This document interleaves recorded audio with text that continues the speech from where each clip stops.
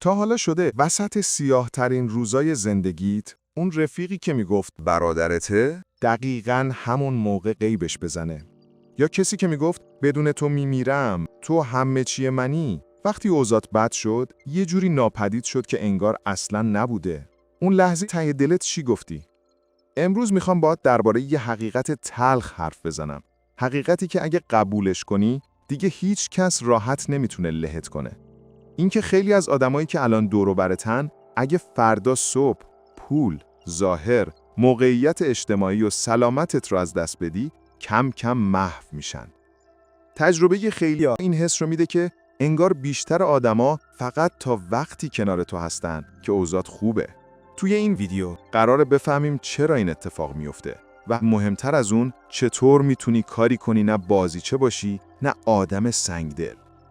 حدود 500 سال پیش مردی به اسم نیکولو ماکیاولی کتابی نوشت به اسم شهریار. خیلی ها گفتن این آدم شیطانه چون چیزهایی رو درباره طبیعت انسان گفت که ما دوست نداریم بشنویم.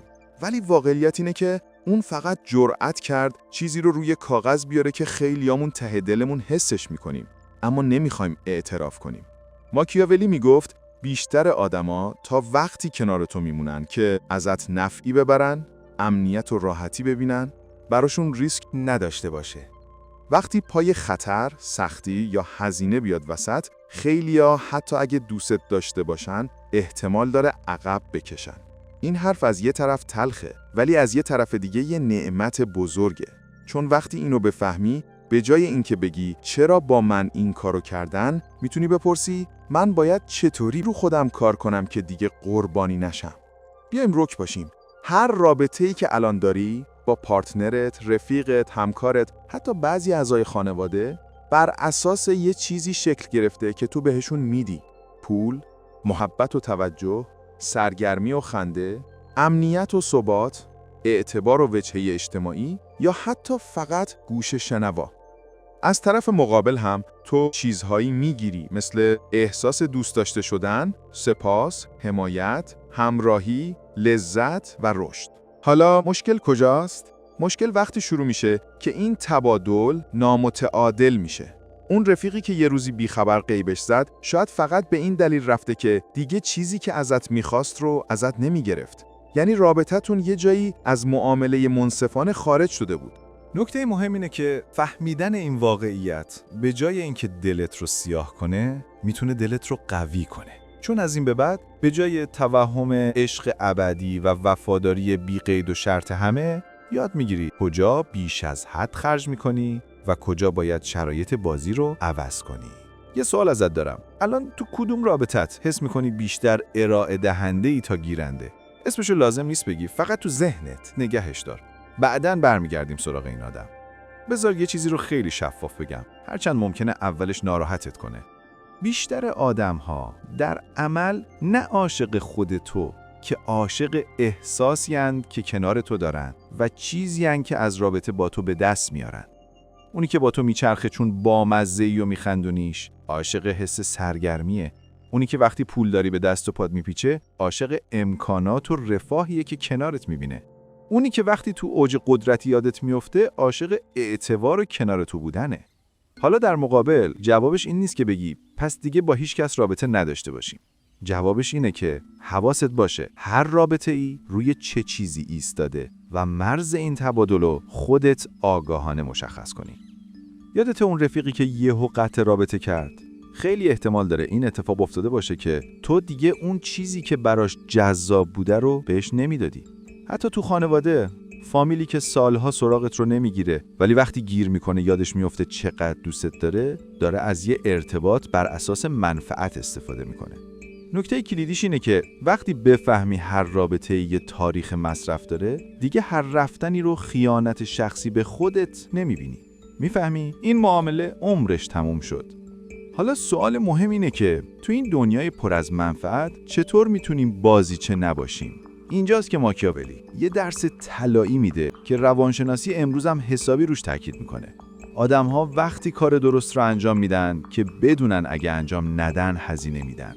ترجمهش تو زندگی روزمره اینه که اگه تو هیچ مرزی نداشته باشی، اگه هر بی احترامی رو بپذیری، اگه هر درخواستی رو قبول کنی، داری با زبون بیزبونی داد میزنی من ارزشی ندارم، هر طور خواستی با هم رفتار کن. بذار یه مثال بزنم. مثلا اون دوستی که هر بار قرار میذارین لحظه آخر کنسل میکنه. اون همکاری که همیشه کاراشو میندازه گردن تو. اون پارتنری که وقتی ناراحته هر چی دلش میخواد بهت میگه و بعدم میگه تو زیادی حساسی. اینا دارن مرزهای تو رو تست میکنن. اگه تو هر بار بگی اشکال نداره میفهمم چیزی نیست، کم کم براشون عادی میشه. ماکیاولی نمیگه برو دعوا راه بنداز. میگه آدما فقط وقتی بهت احترام میذارن که ببینن خودت برای خودت احترام قائلی. یعنی اگه کسی مدام بی احترامی میکنه و تو همچنان تو زندگیش میمونی، داری بهش جایزه میدی. احترامی که با التماس و خواهش بیاد، حتی اگه ظاهراً وجود داشته باشه، از درون پوچه. احترام واقعی زمانی میاد که طرف بدونه اگه از یه حدی بگذره تو رو از دست میده. یه لحظه فکر کن، تو زندگیت کجاها اجازه دادی دیگران بدون هیچ هزینه‌ای باهات بدرفتاری کنن؟ اینجاها دقیقاً همون جاییه که باید مرز جدید تعریف کنی. یکی از بزرگترین اشتباههای ما تو رابطه ها اینه که فکر میکنیم هر چی بیشتر باشم، هر چی بیشتر جواب بدم، هر چی بیشتر فداکاری کنم، طرف بیشتر عاشقم میشه. واقعیت معمولاً برعکسه. وقتی تو همیشه در دسترس باشی، هر ساعتی پیام بدن جواب میدی. هر وقت بخوان همه چی رو ول میکنی میری پیششون. کل زندگیت میشه طرف مقابل. ناخودآگاه تو ذهنش تبدیل میشی به یه وسیله همیشه حاضر. یادت هست وقتی با یه آدم تازه آشنا میشی چرا طرف مقابل انقدر برات جذابه؟ چون هنوز کاملا نمیشناسیش.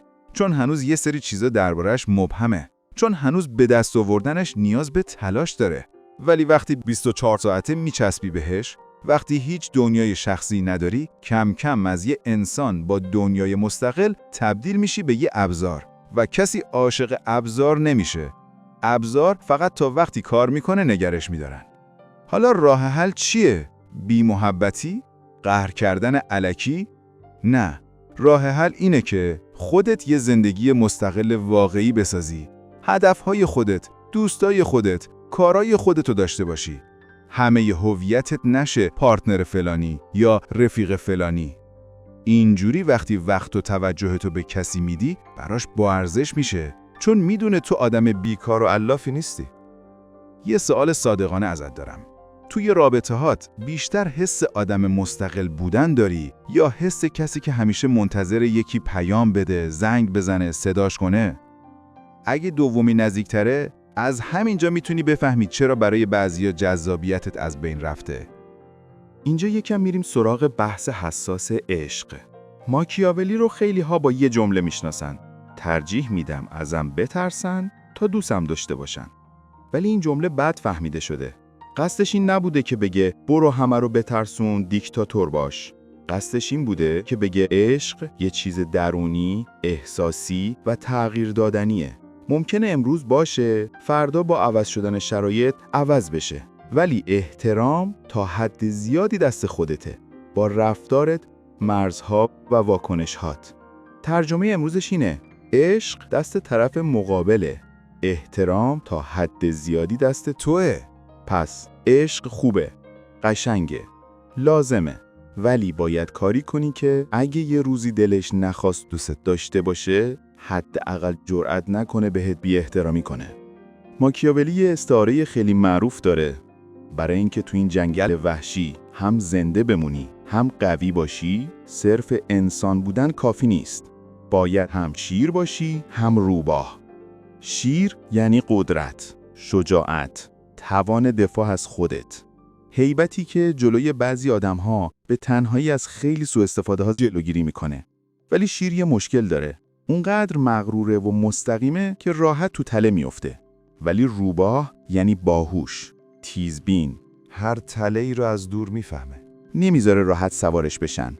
ولی روباه هم یه مشکل داره. زورش به گرگ و شیر نمیرسه و ممکنه خیلی محتاط و ترسو بشه. مشکل ما آدم‌ها چیه؟ اینه که معمولاً فقط یکی از این دوتاییم. یا فقط شیر، فقط بلدی داد بزنی و بجنگی، تهش هم همه ازت فاصله میگیرن. یا فقط روباه، فقط سیاست و سر و صدا نکردن، اما هیچ وقتی لازمه وای نمیستی. تهش هم همه ازت سوء استفاده میکنن و میگن فلانی ساده است. نسخه برنده چیه؟ ظاهر روباه، باطن شیر. یعنی چی؟ یعنی از بیرون آروم، مؤدب، منطقی، کنترل شده. از درون محکم، با عزت نفس، آماده دفاع از خودت. بذار 2 مثال بزنیم. مثلا تو محل کار یه همکاری داری که مدام میخواد کارای عقب مونده‌اش رو بندازه گردن تو. آدم فقط روباه چیکار میکنه؟ از روی تعارف و مهربونی زیاد قبول میکنه، کارا رو انجام میده، آخرش هم خودش زیر فشار میره. شاید حتی همون کسی که کمکش کرده هم تو اولین فرصت زیرابشو بزنه. آدم فقط شیر چیکار میکنه؟ جلو همه داد و بیداد راه میندازه، برچسب عصبی و پرخاشگر میخوره و خیلی راحت حذف میشه. تو که میخوای هم شیر باشی هم روباه چیکار میکنی؟ با یه لبخند خنثی، آروم و محترمانه میگی میفهمم کارات زیاده، اما منم الان روی پروژه خودم تحت فشارم، نمیتونم این رو هم بردارم. نه دعوا کردی، نه باج دادی. یا توی رابطه عاطفی، فرض کن پارتنرت بلده با عذاب وجدان دادن تو رو کنترل کنه. مثلا اگه دوستم داشتی این کارو برام میکردی، تو برام کم میذاری، صدتو برام نمیذاری. اینجا یه تله روانیه. روباه بودن یعنی بفهمی این یه بازیه، نه واقعیت ناب. شیر بودن یعنی آروم بگی من این حرفتو قبول ندارم، اگه حرفی هست بیایم منطقی بزنیم. نه لازمه التماس کنی، نه دعوا، فقط محکم و روشن حرفتو بزنی. حالا به هم بگو، فکر میکنی بیشتر شبیه شیری یا روباه و توی کدومش میخوای رشد کنی؟ ماکیاولی یه جمله کلیدی داره که باید با طلا نوشتش. آدم‌ها تا وقتی کنار تو میمونن که به تو نیاز داشته باشن. یه اشتباه بزرگ ما تو روابط کاری و عاطفی اینه که فقط سعی میکنیم دوست داشتنی باشیم. مهربون، خوش اخلاق، دلسوز، همیشه حاضر. فکر میکنیم اگه خوب باشم، اگه همه چی براش فراهم کنم، هیچ وقت ترکم نمیکنه. ولی واقعیت اینه که عشق با تغییر شرایط، با استرس ها، با عوض شدن خود آدم میتونه کم و زیاد بشه. چیزی که دوام بیشتری داره نیاز و تکیه کردنه. حالا مراقب باش اشتباه نفهمی. این حرف به این معنی نیست که طرف رو عمدن ضعیف نگه داری. خودت رو تبدیل کنی به ناجی کسی، اونو معتاد به خودت کنی. این میشه سوء استفاده. نسخه سالمش اینه: به جای اینکه فقط مفید باشی، برای بعضی آدم‌ها واقعاً ضروری باش، طوری که بودنت ارزش جدی اضافه کنه. تفاوتش چیه؟ آدم مفید کاری میکنه که دیگران هم تقریباً بلدن. آدم ضروری مهارت، تجربه‌ای داره که نبودش یه خلأ واقعی ایجاد میکنه. مثلا تنها کسی که ارتباط درست با یه مشتری کلیدی رو بلده. تنها کسی که توی تیم میتونه موقع بحران اوضاع رو جمع کنه. تنها کسی که یه مهارت خاص رو واقعاً بلده. بازم تأکید میکنم، این به این معنی نیست که عمدن رمزها رو قفل کنی، نذاری بقیه یاد بگیرن، بلکه یعنی تو خودت رو انقدر رشد بدی که همیشه یه سر و گردن بالاتر از بقیه باشی. تو رابطه عاطفی هم همینطوره. آدم‌ها از کسی که فقط سرویس بده خسته میشن. کسی موندگار میشه که منبع آرامش باشه، منبع انگیزه و رشد باشه، باعث بشه طرف با خودش احساس بهتری داشته باشه. هدف چیه؟ بشه کسی که نبودش یه جای خالی واقعی میسازه، نه کسی که با اولین گزینه دم دستی عوضت کنن. حالا فرض کن تو همه این کارها رو کردی، خودت رو رشد دادی، مرز گذاشتی، کمتر در دسترس بودی، شیر و روباه رو تمرین کردی، اما هنوز یه مشکل باقیه. ممکنه زندگیت پر باشه از آدم‌هایی که اسمشون دوست، فامیل، همکاره، ولی کارکردشون انگلیه. مثل اون رفیقی که فقط وقتی دل شکسته است میاد پیش تو، اما وقتی تو با هم میریزی نیست. اون فامیلی که همیشه بدبختیاش رو ردیف میکنه تا ازت پول، توجه یا ترحم بگیره. اون پارتنری که هر قدر محبت میکنی بازم طلبکاره و مدام حس کافی نبودن بهت میده. اینا دشمن نیستن که روبروت شمشیر بکشن. برای همینه که خطرناکتر از دشمنن، چون آروم آروم خستت میکنن. ماکیاولی یه نگاه بیرحمانه داره، اما اگه نرمش کنیم قابل استفاده است. خیلی وقتا تو نمیتونی آدم‌ها رو عوض کنی. تنها کاری که میتونی بکنی اینه که نقششون رو تو زندگیت عوض کنی یا حذفشون کنی. مثل یه جراح فکر کن. وقتی یه تومور سرطانی رو در میارن براش گریه نمیکنن، ناراحت نمیشن. میدونن اگه نگهش دارن کل بدن رو میکشه. قانون حذف سالم اینه: اول صادقانه صحبت کن. بگو این رابطه چطور داره اذیتت میکنه. فرصت تغییر بده. اگه تغییری نشد، دسترسی رو محدود کن. جواب همه پیام‌ها و زنگ‌ها رو نده. لازم نیست تو همه چی حضور داشته باشی. اگه باز هم همون آش و همون کاسه بود، فاصله جدی بگیر، بدون فحش، بدون دعوا. فقط سرد شو، کمرنگ شو و بیرون بیا. الان شاید یه صدایی تو سرت بگه ولی این خیلی سنگدلیه. من عذاب وجدان میگیرم. اون عذاب وجدان خیلی وقتا صدای یه تربیت اشتباهه که بهت گفته بچه خوب همیشه برای همه هست. همیشه میبخشه. همیشه کمک میکنه. ولی واقعیت اینه باغبونی که دلش برای علفهای هرز بسوزه، آخرش کل باغشو از دست میده. یه تمرین فوری و کاربردی. همین الان تو ذهنت یا روی یه برگه اسم 2-3 نفر رو بنویس که هر بار پیامشون میاد یا میبینیشون یه جور استرس و خستگی میاد سراغت. احتمال خیلی زیاد اونها همون علفهای هرز زندگیتن. حذف کردنشون درد داره، ولی بعدش یه نفس عمیق میکشی و میگی آها، این بود زندگی. اگه حاضر باشی حداقل یکی رو تو ذهنت به عنوان کاندید فاصله علامت بزنی، تو کامنت فقط بنویس جراحی شروع شد. لازم نیست اسم ببری. بریم سراغ یه قانون ظریف ولی خیلی مهم.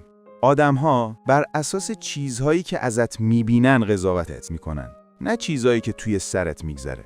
بزرگترین سوتی ما کجاست؟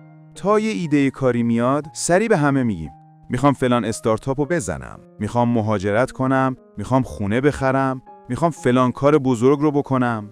فکر میکنیم با گفتنش انگیزمون بیشتر میشه. بقیه تشویقمون میکنن. ولی معمولاً 2 تا اتفاق میفته. یا مغزت با همین تعریف کردن یه لذت زودرس میگیره. انگار نصف کارو کردی. بعد برای خود عمل واقعی کم انرژی میشی. یا هر کی حسادت، ترس یا مقاومت داره میاد نقشه‌تو زیر سوال میبره. یا ناخواسته انرژی منفی میریزه. یا حتی میتونه عمدن خرابش کنه. ماکیاولی توصیه میکرد نیت‌هاتو کامل رو نکنی. بذار بقیه ندونن دقیقاً تو سرت چی میگذره. نسخه امروزیش اینه که با همه درباره همه چی حرف نزن. یه دایره کوچیک از آدم‌های قابل اعتماد داشته باش که باهاشون شفاف باشی. برای بقیه بذار فقط نتایجتو ببینن، نه نقشه‌هاتو. من یه چالش برات دارم. یه هفته کامل هیچ کدوم از برنامه‌های مهمتو برای هیچ کس تعریف نکن. فقط ساکت بمون و کار کن. بعدش ازم تشکر میکنیم.